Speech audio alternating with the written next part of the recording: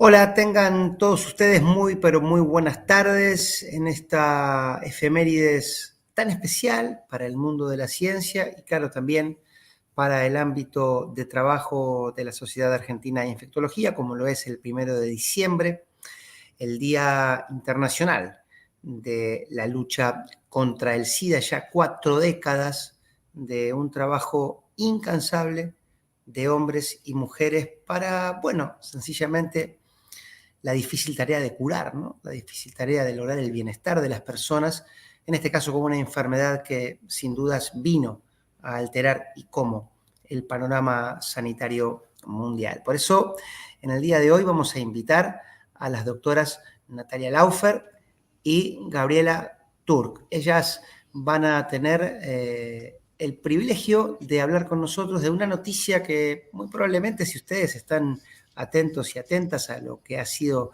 el desempeño informativo de los periodistas científicos, ya ha girado por allí, pero hoy tendremos muchas más precisiones, y es la remisión y cura esterilizante a propósito de un caso. Saludamos a Natalia y a Gabriela con la pregunta de rigor, Gabriela, que es la que comienza. Bueno, ¿de qué caso estamos hablando? Y del otro lado ya hay un montón de personas que quieren escucharlas. Todos de ustedes, nos vemos en un ratito.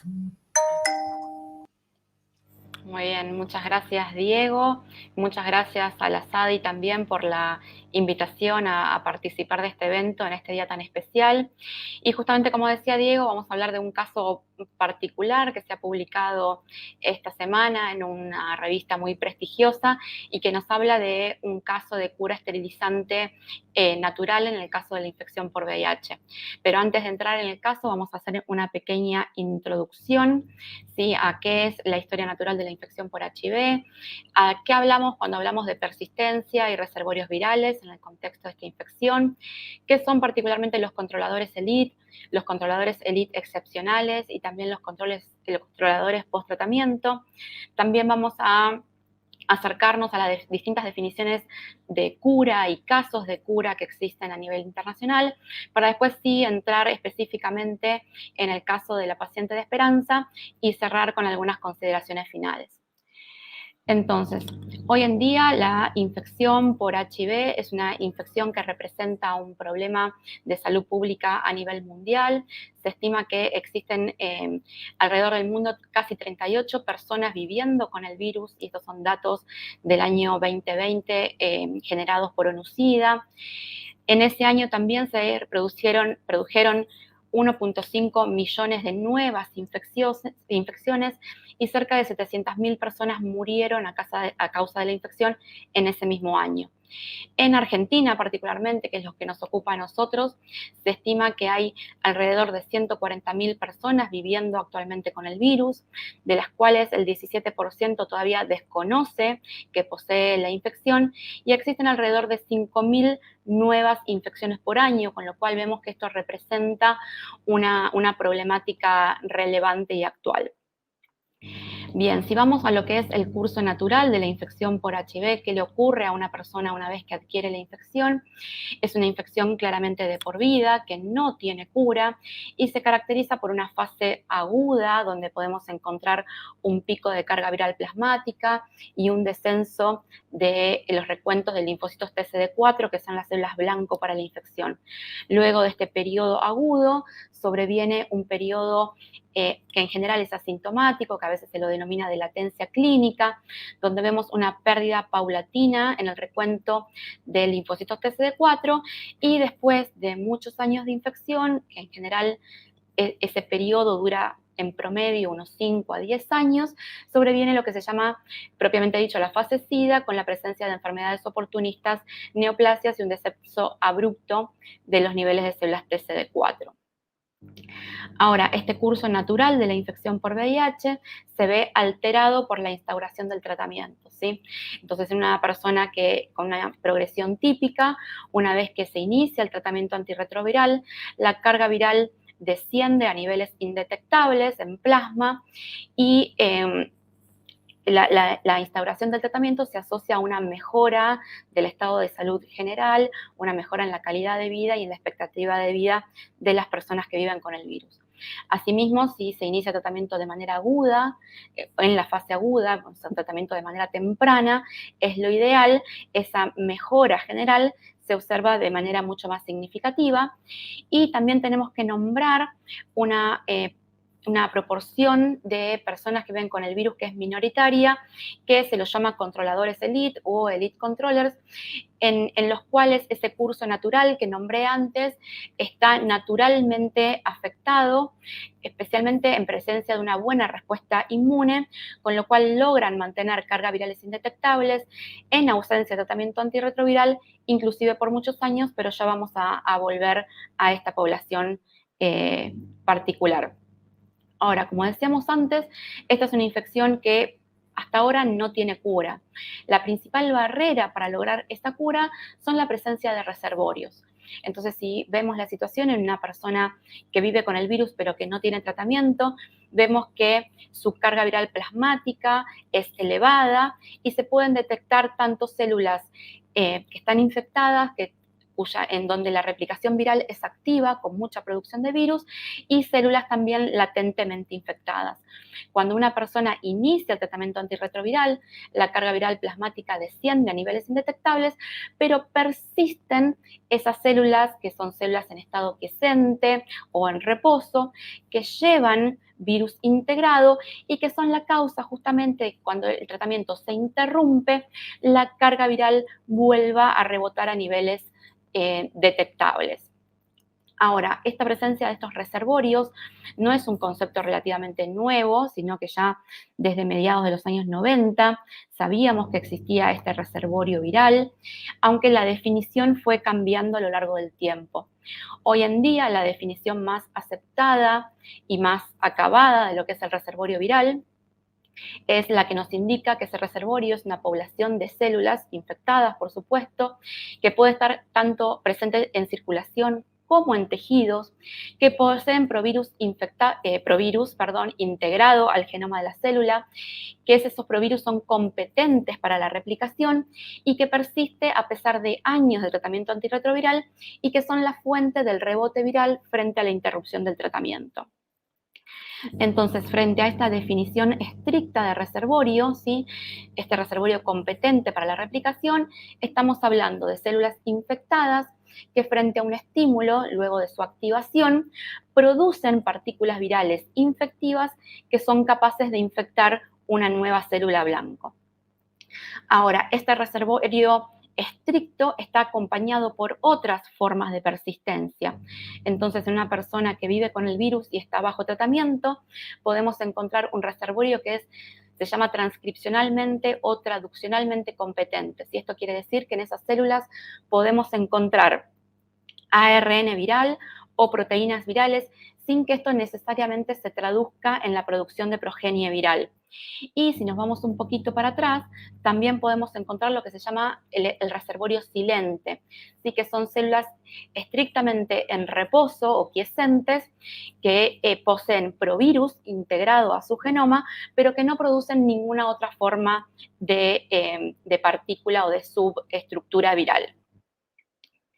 ¿Sí? Ahora, este reservorio silente o este reservorio que es parcialmente competente, ¿sí? Puede ser inducible o no, es decir, que puede llegar a ser competente para la replicación o no, y puede acarrear virus tanto intactos como virus defectivo, con lo cual puede contribuir de manera diferencial a lo que es un posterior rebote a la carga viral. Entonces, ¿cómo se cuantifican o cómo vemos estas distintas formas de reservorios? ¿Sí? Hay distintas técnicas para medir cada uno de ellos. Si ponemos en una misma figura todas estas técnicas, y tengo que decir que estas son algunas nada más, vemos que el panorama es bastante complejo. ¿Sí? Cuando tratamos de ver lo que es el reservorio competente, la replicación, el ensayo que es el gold standard, es el ensayo de sobrecrecimiento viral o QOA, que es el que verdaderamente nos habla del reservorio competente, mientras que, por ejemplo, las técnicas de PCR, ¿sí? Son las que pueden detectar todas estas formas de persistencia y tal vez ventaja o desventaja, según lo veamos, genera como una sobreestimación del reservorio. Y en el medio hay distintas técnicas que nos dan distinto tipo de información, dependiendo justamente cuál sea tal vez el objetivo del trabajo o la pregunta que estamos queriendo responder en el contexto de un estudio clínico, por ejemplo, o un estudio en poblaciones especiales. Lo que sí nos tiene que quedar claro, sí, que independientemente de cómo una persona que vive con el virus progresa a la enfermedad, ¿sí? O cómo es su respuesta al tratamiento, o qué pasa cuando esa persona abandona el tratamiento, por ejemplo, en el contexto de un estudio clínico donde se realizan interrupciones analíticas de tratamiento, ¿sí? Siempre en todas estas personas se puede encontrar células infectadas, por lo cual podemos encontrar distintas formas de persistencia, ya sea células que representan el verdadero reservorio competente o células que, por ejemplo, se llevan solamente provirus y que inclusive pueden o no generar una inducción de la transcripción viral. ¿Sí? Entonces, esta diapositiva nos muestra que puede haber personas que sean progresores rápidos, progresores estándar, progresores a largo plazo, o lo que ya nombramos y vamos a ver mejor en las próximas diapositivas, elite controllers, pero siempre en todos estos casos, ¿sí? Si uno busca el reservorio a través de las distintas técnicas o distintas formas de persistencia, lo vamos a encontrar. Entonces, particularmente entrando a lo que son los elite controllers en particular, ¿sí? Este subgrupo representa menos del 1% de las personas que viven con el virus y se caracterizan por tener carga viral no detectable, en general por varios años en ausencia de tratamiento antirretroviral. Esta condición de lead controller puede ser una condición que sea transitoria, ¿sí? O puede ser una condición que sea mantenida por la persona a largo plazo e inclusive muchas veces de por vida. En estos casos particulares nos referimos a ellos como elite controllers excepcionales, ¿sí? Que son personas que mantienen estas características, se han descrito hasta ahora por más de 25 años de infección, sin evidencia de virus con capacidad replicativa, es decir, que estas personas se caracterizan por tener un reservorio muy acotado, muy pequeño, en ausencia de tratamiento antirretroviral, por supuesto, como decíamos, y que ese reservorio está compuesto mayoritariamente por virus defectivos o virus que son incapaces de iniciar nuevas rondas de replicación. Y esta condición también está asociada a una muy buena, una muy fuerte respuesta inmune, ¿sí? Con una alta tasa de células polifuncionales. Estas personas en particular, o esta condición en particular, por muchos autores, dadas las características excepcionales que tienen, se los postula como personas que están muy cercanas, ¿sí? A haber logrado algún tipo de cura para la infección sin poder, por supuesto, aseverar con un 100% de firmeza que estén realmente curadas, como vamos a ver un poco más adelante. Bien, entrando ahora sí a algunos casos particular que podemos ver en la bibliografía, ¿sí? El primer caso con que contamos, que es un caso que se conoce desde hace varios años ya, pero su análisis más exhaustivo se publicó el año pasado, que es la paciente de San Francisco. Esta persona que dio a conocer su identidad, por eso se la puede ver con fotos, ella ha dado distintas entrevistas, es una paciente que inicialmente se catalogó como controladora elite, pero que tiene ya más de 24 años de infección y durante todo ese tiempo siempre mantuvo cargas virales indetectables. De hecho, cuando se realizó un análisis mucho más pormenorizado de su reservorio, ¿sí? Después de analizar casi 2.000 millones de células, solo se encontraron 19 copias de virus, todos ellos defectivos, con lo cual se catalogó en ese momento como un posible caso de cura esterilizante, el primero en ser reportado de forma natural. Otros controladores también que se ven mucho en la bibliografía y que aportan mucho conocimiento a todo en el campo del VIH-Sida son los controladores post-tratamiento. Estos controladores son también una población especial de personas que viven con VIH que en general en el contexto de ensayos clínicos también, iniciaron tratamiento antirretroviral muy, muy temprano post-infección. O sea, son personas que se diagnosticaron muy temprano e inmediatamente iniciaron tratamiento. Luego de un determinado tiempo, esas personas dejaron el tratamiento, ¿sí? Particularmente esto se conoce mucho como la corte de Visconti, que es una corte de infección aguda francesa y que realizó este trabajo que fue pionero, ¿sí? Y después lo que se vio es que primero se enroló en este ensayo clínico varios cientos de pacientes, ¿sí? Y un subgrupo de ellos, de hecho 14 nada más, lograron, después de la interrupción del tratamiento, mantener el control por muchos años, ¿sí? Con lo cual se los considera controladores post-tratamiento y están caracterizados también por un reservorio muy pequeño, ¿sí? Por una respuesta inmune específica que estaría asociado a este nivel de control tan extremo. En este subgrupo de controladores post-tratamiento, también tenemos que nombrar un caso que en nuestro ámbito es muy importante, ¿sí? Que es el caso descrito por la doctora Uruena y por la doctora Cassetti, que es el caso de una paciente argentina que también lleva muchos años de infección.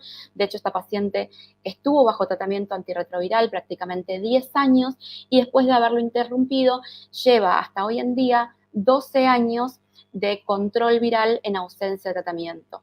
Y también después de un análisis exhaustivo, vemos que el reservorio viral es extremadamente pequeño en esta paciente e inclusive ha llegado a un estado de cero reversión.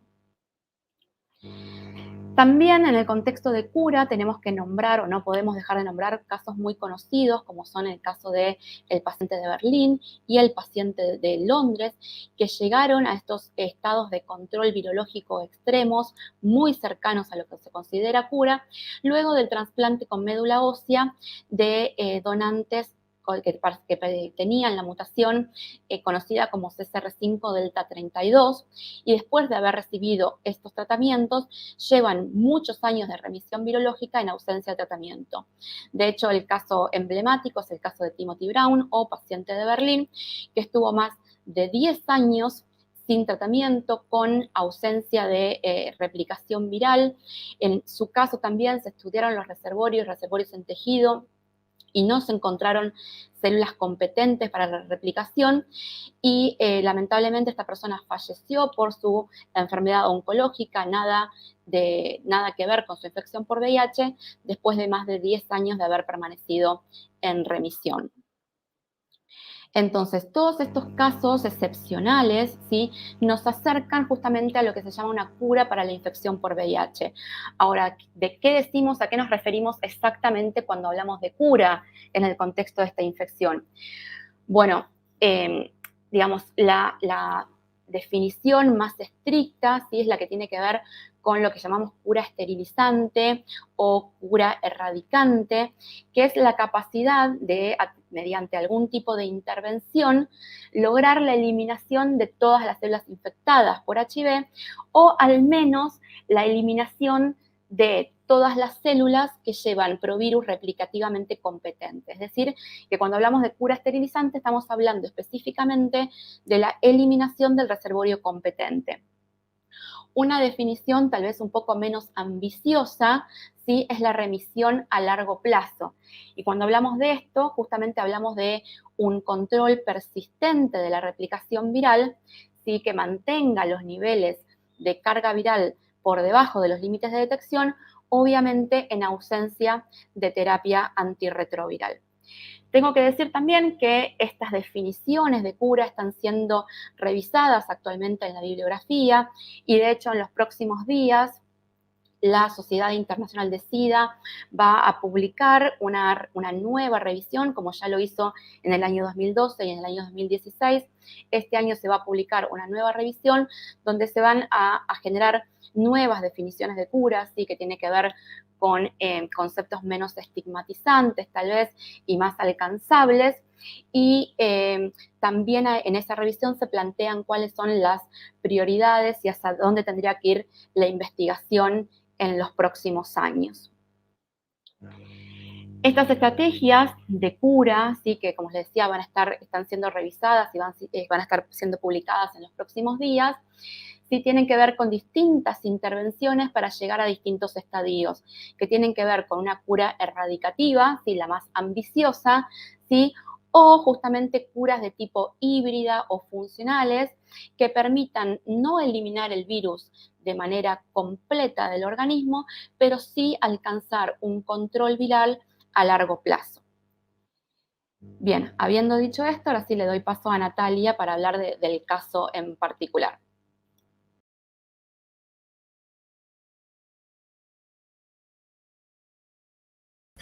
Natalia, tu audio, por favor.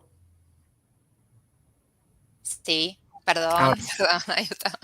Bueno, ahí les contamos un poco qué fue el caso del que estuvieron escuchando en las últimas semanas. Este caso se publicó el 16 de noviembre, pero venimos trabajando en él desde el año 2017 y luego de la publicación científica, ustedes vieron que ha salido en varios medios, tanto nacionales como internacionales. Y habla de, como les mencionaba Gabriela previamente, de un nuevo caso de una probable cura esterilizante en una persona que no ha recibido ningún tipo de intervención y principalmente no ha recibido un trasplante de médula ósea como el paciente de Berlín y el paciente de Londres. La que sigue. Entonces, cuando estamos ante estos casos, lo que nos preguntamos es, una más, Gaby, si se puede alcanzar este tipo de cura sin realizar intervenciones. Lo que ustedes ven en estos gráficos es que los pacientes que pertenecen al grupo de controladores de elite, que también en la literatura podemos ver que pueden representar menos del 1 o menos del 0,5%, eso depende de cuán estricto uno es en la definición, presentan en sus reservorios virales muchísima menos cantidad de virus, tanto integrado como virus integrado de forma intacta. Y dentro de estos pacientes controladores de elite vemos que hay dos, que ustedes lo van a ver en el gráfico que está a la izquierda de la pantalla, que están marcados en rojo y que tienen una menor cantidad aún de provirus de DNA integrado viral que los mismos pacientes controladores de elite. Y en estas dos personas, que son la paciente de San Francisco y la paciente Esperanza, centramos los análisis. La que sigue. Podemos ver que la paciente Esperanza, que se denomina así porque es la ciudad de origen de esta paciente y que fue un acuerdo, digamos, se llegó a un consenso con ella y quería que llevar ese nombre, vemos que ella en el año 2011 se realiza un estudio serológico y dio una serología negativa para HIV. Posteriormente, en marzo del 2013, se entera que su pareja de ese momento tiene un resultado positivo y con carga viral detectable y con bajos niveles de CD4 y se realiza un nuevo estudio serológico y siendo el ELISA positivo, pero recordemos que en ese momento todavía el Western blot era parte del algoritmo diagnóstico, cuando se realiza el mismo vemos que tenía dos bandas nada más, la GP160, 120 y la P24. Este estudio se repite 2 meses después y se vuelve a repetir en todas las instancias que ven hasta el 2019, siempre manteniendo el mismo patrón. En algunos casos se ha sumado a alguna banda o en una sola de las ocasiones y en otras hasta no se encontraron alguna de las bandas, como en el 2017, pero siempre manteniendo el mismo patrón. Su pareja de ese momento finalmente en ese momento tenía 186.000 copias, o sea que era un virus con alta capacidad replicativa, el que tenía su expareja, y además esta persona luego empieza el tratamiento antirretroviral y posteriormente lo abandona y fallece de causas relacionadas al SIDA. La que sigue. Podemos ver que en todo el transcurso, desde que se la conoce, desde que la paciente tiene el diagnóstico, sus cargas virales, que es lo que ustedes ven en rombos, cuadrados o círculos en la parte inferior del gráfico, siempre se mantuvieron debajo de los niveles de detección. Las diferentes formas corresponden a los diferentes límites de detección de la técnica que se usó en cada uno de los casos.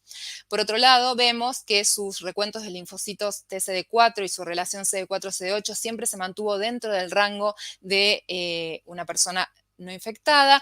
Hay un leve descenso en un periodo que ven entre 2018 y 2019, que es el periodo más que nada en 2019, que ella cursó un embarazo, y ahí también van a ver que en ese momento, en los últimos trimestres, en el segundo y tercer trimestre del embarazo, se decide iniciar tratamiento antirretroviral a pesar de ella mantener cargas indetectables. La decisión fue poder priorizar que no haya ningún tipo de riesgo de transmisión al bebé. La que sigue. Bueno, entonces, en ese contexto, lo que yo les venía mostrando hasta ahora, podemos ver que es una paciente que cumple los criterios de definición de una controladora de elite. Tiene serología positiva y mantiene cargas virales indetectables, no presenta ningún signo ni síntomas asociados a la infección y presenta recuentos de CD4 dentro de los parámetros normales. Nosotros iniciamos el estudio de lo que son los reservorios virales para poder subclasificarla dentro de lo que se conoce como controles de elite, y en los primeros análisis, como les mostró Gaby, tenemos varias técnicas para poder estudiar las diferentes formas en que se expresan los reservorios de las diferentes formas de reservorios que pueda haber en el organismo, y los primeros análisis en donde evaluamos el ADN total, el ADN integrado, las dos formas de ARN que se llaman splice y el múltiple splice, en ninguna de ellas pudimos encontrar ninguna copia, ningún tipo, no encontramos reservorios de ninguna manera.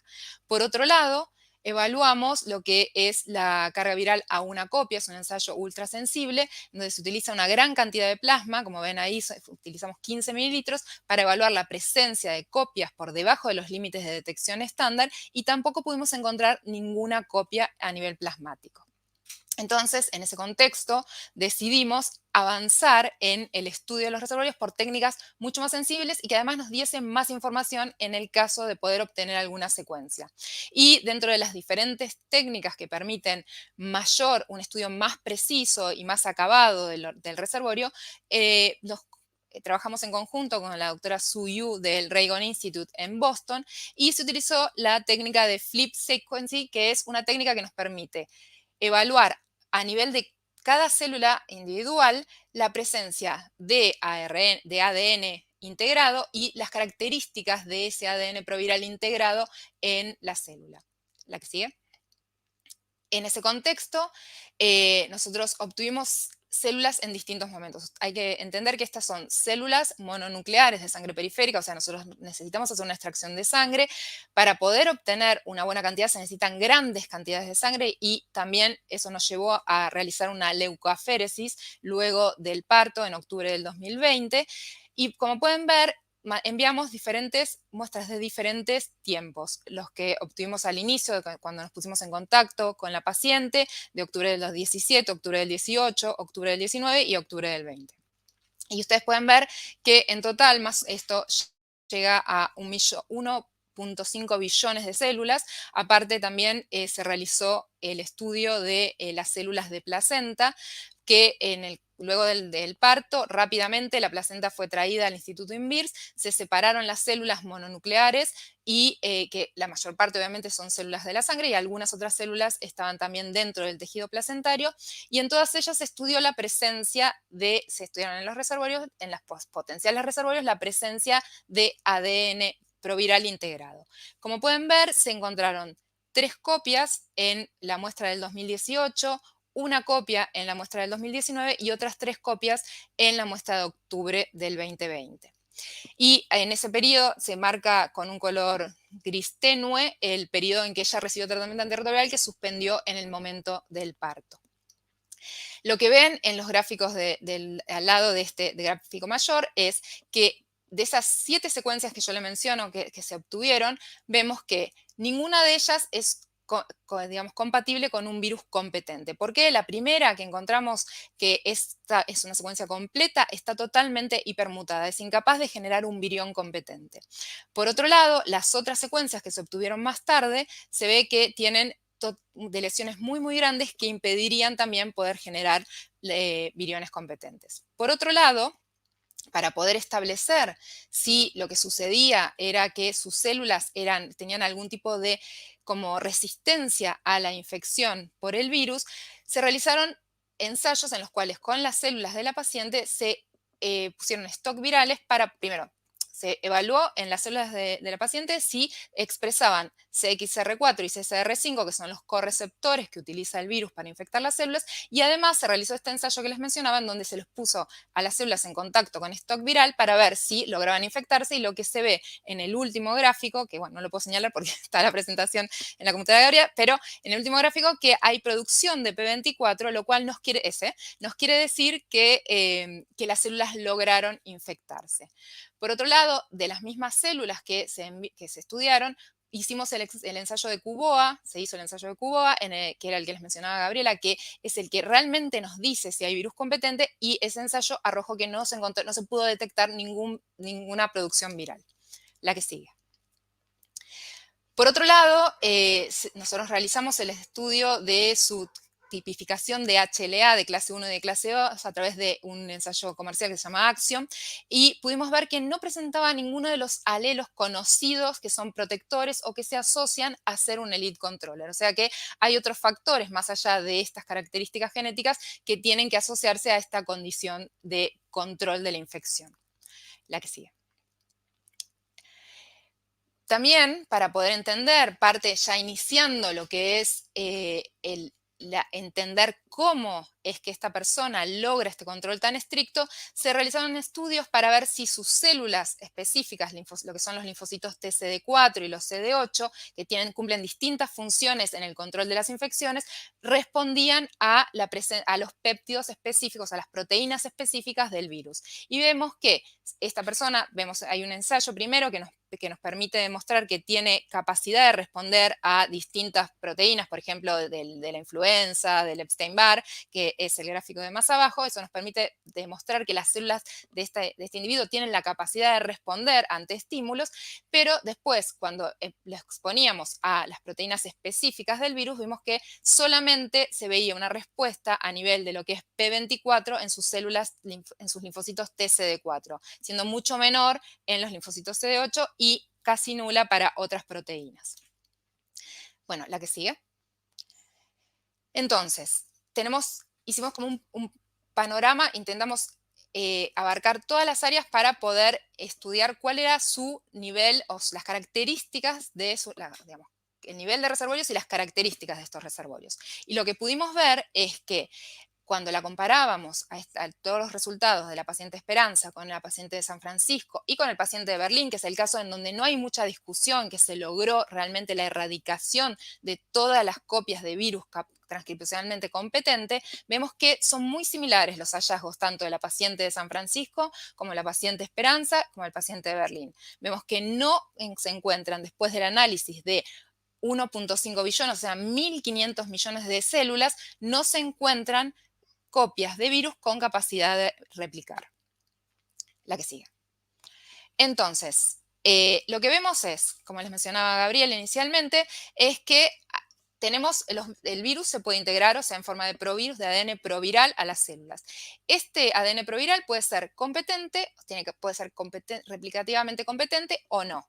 Aquellos que no son replicativamente competentes no van a generar viriones. En cambio, los que sí lo son pueden generar viriones, como vemos cuando en la siguiente. Tienen capacidad de generar virus, que es cuando una persona que tiene virus integrado competente puede generar, al suspender el tratamiento antirretroviral, esa va a ser la fuente para que haya nuevamente carga viral detectable. Y la que sigue. Vemos que hay otras condiciones, no solamente si el virus está intacto o no está intacto, porque si ustedes se acuerdan del primer gráfico que yo mostré cuando empezábamos a hablar, dentro de los controladores de elite también tenemos individuos que tienen virus totalmente intacto integrado en su genoma. Pero ¿qué pasa? Es muy importante cómo está localizado, y si avanzamos en la diapositiva, vamos a ver que hay distintas características. Puede ser que el virus sea el provirus que se haya integrado, sea totalmente intacto y con capacidad de replicar, pero que esté en una zona que no tiene capacidad de transcribir o que sí tiene. Si está en una zona con capacidad de transcribir, se va a producir viriones. En cambio, si está en una zona donde está altamente empaquetado o zonas como silentes de nuestros cromosomas, más allá de que el virus sea intacto, no se va a producir viriones competentes y que puedan ser detectados en plasma. Y eso es lo que se llama como una latencia profunda, ¿sí? Ahora, podemos también, los individuos elite, cómo llegan a tener solamente estas copias o que sean de virus defectivo o que estén alojados en regiones donde no se van a expresar. Bueno, lo que uno puede considerar es que durante una de las hipótesis en las que creemos que puede haber sucedido tanto en la paciente de San Francisco como en la paciente Esperanza, es que en la infección temprana, los controles de elite obviamente se generan reservorios aún con virus intacto y con virus competente o provirus competente, y que van realizando, esas células pasan al reposo, pero por distintos mecanismos llegan a lo que se conoce como un shock, una estimulación. Esas células que estaban como en reposo son estimuladas, empiezan a producir viriones, empiezan a producir proteínas virales o ARN, y eso lleva a que el sistema inmune las detecte, siguiente, y puedan ser eliminadas esas células con virus competente e intacto, puedan ser eliminadas por distintos mecanismos del sistema inmune, que pueden ser tanto células asesinas naturales como la natural killer, o células citotóxicas como los CD8, y también a través de distintos mecanismos relacionados con la respuesta humoral como los anticuerpos. Entonces, la que sigue, lo que podemos pensar es que estos individuos controladores de elite lo que van haciendo es tener distintos episodios en donde generan reactivación de los reservorios con posterior eliminación por el sistema inmune, y eso va llevando a una cascada en donde lo único que queda son provirus integrado que está totalmente defectivo, que no es intacto, o que tal vez sí está intacto, pero está en alguna región del cromosoma donde no pueda, digamos, ser transcripto y finalmente traducido. Entonces, esa sería lo que podría ser una de las probables causas que llevó a esta condición tan excepcional en las dos pacientes, y también es algo de lo que se está intentando realizar en ensayos clínicos para eliminar los reservorios virales en personas que no tienen esta condición natural. La que sigue. Entonces, el mensaje tan importante de este caso, ¿cuál es? Bueno, como contó Diego al inicio, se cumplen 40 años, la pandemia ha evolucionado desde lo que era una sentencia de muerte al inicio, cuando no había ningún tipo de tratamiento, al desarrollo de tratamientos excepcionales que han disminuido la mortalidad, que permiten que las personas puedan desarrollar su vida sin interferencias, que puedan sabemos que las personas que toman el tratamiento logran estar indetectables y de esta forma no transmitir la infección. Esto permite también no transmitir la infección a sus hijos, o sea, pueden tener embarazos, partos y sin el riesgo que habían inicialmente de transmisión. Pero obviamente esto implica un tratamiento de por vida que tiene implicancias en que la persona debe ser adherente al mismo, que sabemos que podrían tener algunos efectos adversos, y además todavía se mantiene cierto grado de inmunoactivación, que es como una inflamación que persiste a pesar de estar recibiendo el tratamiento antirretroviral. También esto implica costos, y también lamentablemente está relacionado con el estigma, con discriminación que todavía no hemos logrado erradicar de nuestro entorno, y en muchos entornos tampoco se ha logrado. Entonces, todavía tenemos que trabajar mucho en este contexto. Pero si nosotros logramos estos casos, tanto de los pacientes iniciales que se llegó a la cura o a la erradicación a través del trasplante de médula, o estos casos que naturalmente lo logran, nos permiten vislumbrar que hay un camino que tal vez se puede seguir, intentar entendiendo los mecanismos que pueden lograr este control, y que si uno los puede dilucidar, podría eventualmente, a través de distintas inmunoterapias o vacunas terapéuticas, trasladarlo a otros individuos para permitir tal vez periodos sin tratamiento o periodos de alto control de la carga viral sin necesidad de diariamente estar tomando los antirretrovirales. Así que esto es, más que nada, creemos que el nombre, la verdad, no fue casual, que esto nos brinda una puerta, una esperanza a poder pensar que se podrían encontrar los mecanismos y desarrollar estrategias que eventualmente nos permitan trasladarlo a otras personas viviendo con el virus. Bueno, muchas gracias a todos por su atención y estamos para cualquier duda. Muy bien. Gracias a vos, Natalia. Gracias, Gabriela. Un tema al cual seguramente en el día de hoy, pero como semanas anteriores y en semanas posteriores, meses y claro, años, seguirá ocupando nuestro espacio de estudio que en la Sociedad Argentina de Infectología.